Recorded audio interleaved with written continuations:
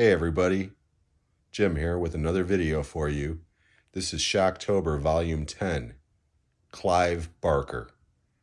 But at the end of this video, before we begin, if you like this content, please give me a thumbs up, a possible subscribe. Most importantly, please leave comments below. Now I decided to mix things up a little bit. I even broke out my horror icon blanket here for this one. And as you can see front and center right there, is Pinhead, aka the Hell Priest, who is the central protagonist in the movie Hellraiser. That was Clive Barker's movie debut. And when that movie came out in 1987, I had no idea who Clive Barker was until I saw the commercial preview teaser trailer for this. And it simply said, I have seen the future of horror. His name is Clive Barker.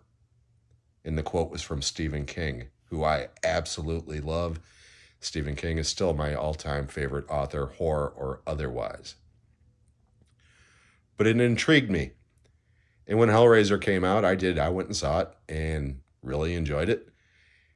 And then found out that this guy, in addition to making a movie, he was an author. And I went back and started reading some of his books. And my God, his books are incredible. Not all of them, but a good portion of them. In addition to being an author and director, the man is also an artist and a playwright and truly a Renaissance man. I've got 6 titles that are associated with Mr. Barker. 3 of them he wrote and directed. One he simply wrote the screenplay for, and the other 2 are based on short stories that he wrote. There are many other films in the Clive Barker universe. I don't own the other ones. We'll get into that as we go.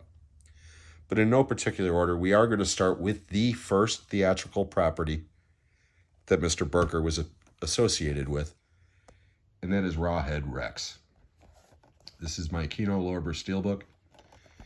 This came out the year before Hellraiser, 1986. He wrote the screenplay for it, but he has disowned this movie. He disowned it before it even came out, because when he saw the creature effects and the acting and everything else, he basically said, nope, I don't want my name attached to this. So it was, but it wasn't. They didn't really promote it so much as Clive Barker's Rawhead Rex. But for a goofy, bug nuts, good time, this movie, you could do worse than this. It's about a Irish pagan demon creature that gets awakened when some guy tilling his field knocks over something. I don't know. It's ridiculous, okay? But again, it's low budget. It's extremely stupid, but it is kind of fun in its low-key way. Another movie that is much better in quality, that is based on one of his short stories, is Candyman. This is a classic from 1991, I believe. Let me double check here. 1992, I'm sorry. And it stars Tony Todd and Virginia Madsen, and this one's directed by Bernard Rose. This is based on his book, or his story, The Forbidden, which is quite a bit different than Candyman. It takes place in the UK. It does not take place in Chicago. And a lot of the slavery issues are totally different. But the core of the story is the same. And basically, this is just a variation of the old wives' tale when I was a child, Bloody Mary, where you would look in a mirror and say her name 3 times, and she would get you. In this case, if you say Candyman's name 5 times in the mirror, he'll get you. Excuse me. This movie's become a classic. It's had a couple of sequels and even a recent remake. I don't own any of the sequels, and I have not seen the remake. But the original with Tony Todd it's a classic. The last non-directed film of his that I own, and it is definitely the craziest out of all these movies, is The Midnight Meat Train. This one is directed by Rui Kitamura, who also directed Versus and No One Lives, among others. And this one's actually got a very good cast. It's got Bradley Cooper before Bradley Cooper became a star, really. Leslie Bibb, Brooke Shields, and Vinnie Jones. And Vinnie Jones doesn't say a word in this movie. Actually, I take that back. I think he does have one line of dialogue at the very end. He doesn't have to. He is menacing. He is frightening. The CG effects are a little bit off in this movie, but this movie is bug nuts insane. It's a shame. This movie it got a theatrical release here in the States, but barely. This was a Lionsgate property. They had a lot of buzz behind it. They were going to release it, and then there was a regime change. And the new executives came in, didn't want any of the prior stuff to make any waves, so they dumped this movie in about 10 theaters throughout the country, and it didn't make a dime. I didn't catch this until it hit video. Rented it, loved it, bought it. I'm going to get this on Blu-ray eventually. This movie's insane. It's not for everyone, just like every other movie on this list, because Clive Barker is definitely an acquired taste. But this movie's insane. Now, we started off this video talking about the Hell Priest, aka Pinhead. So, of course, now we're going to his directorial debuts, and we have to start off with Hellraiser. This is my Scarlet box set from Arrow, the OG box set that is long out of print. It's on 4K now, everything else, but this baby is still going for buku money on the secondary market. You can bury me with this thing because I love it. He only wrote and directed the original film. He was an executive producer on the other two films, and the other two films are based on, of course, the source material that he wrote. In this case, it was a short story called The Hellbound Heart. I really, really enjoy the Hellraiser trilogy. There's been like 10 sequels to this. I haven't seen any of them, to be honest. If it wasn't a theatrical film, I didn't see it.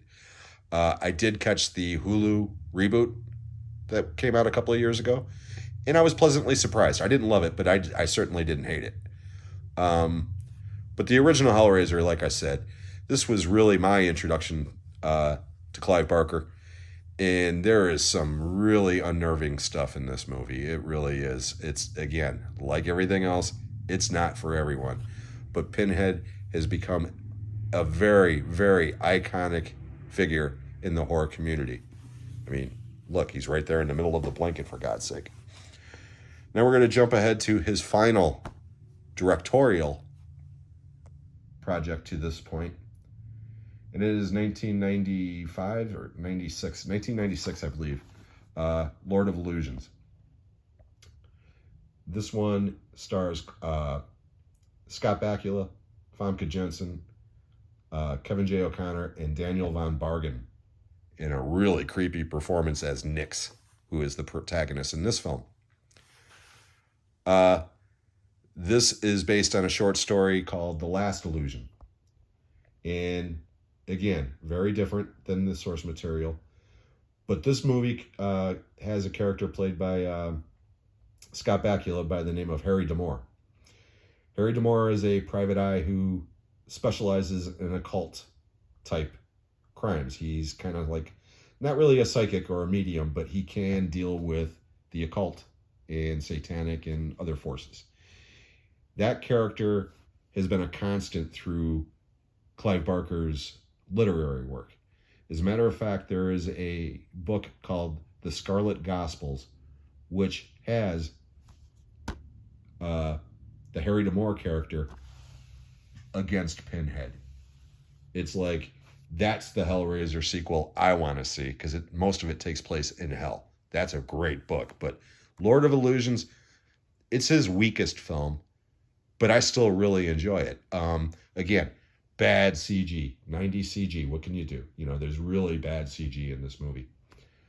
And the story kind of goes in and out. But if you can watch the unrated cut especially, there is some really dread-inducing moments in this film. And like I said, the late Daniel Von Bargen as Nyx. He's not even on screen that much, but when he is, oh my God, you can't take your eyes off him. He is creepy as hell. We're going to end it on this one. 1990s Nightbreed. This was his second theatrical effort. This is my Scream Factory out of print limited edition. Contains both cuts of the movies, including a nice little book there. You can see it's number 5072 out of 10,000. This is my favorite Clive Barker movie, and it's not even close. I love this movie. Now, again, like every other movie on this list, this movie ain't for everybody. This is one of those movies you'll either love it or you'll hate it.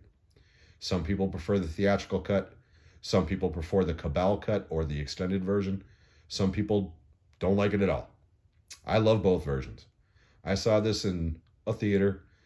Ironically enough, that I ended up working in a decade later. Yeah, it was that crappy theater that I worked at in the early 2000s. But when I saw this movie, it was actually still a nice theater. And it was empty. There was nobody in the theater except for one other guy. And I absolutely loved it. So much so that when the movie was over, I went back, immediately bought another ticket, and went back in. I've only done that maybe 2 or 3 times in my life. There's something about this movie that has always just thrilled the child in me that grew up loving monster movies, because unlike most movies, the monsters in this movie are the good guys.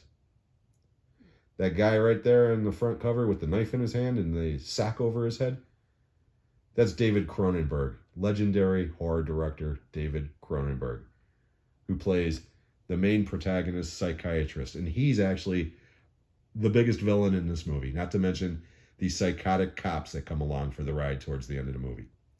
Again, I can't stress enough, this movie isn't for everybody.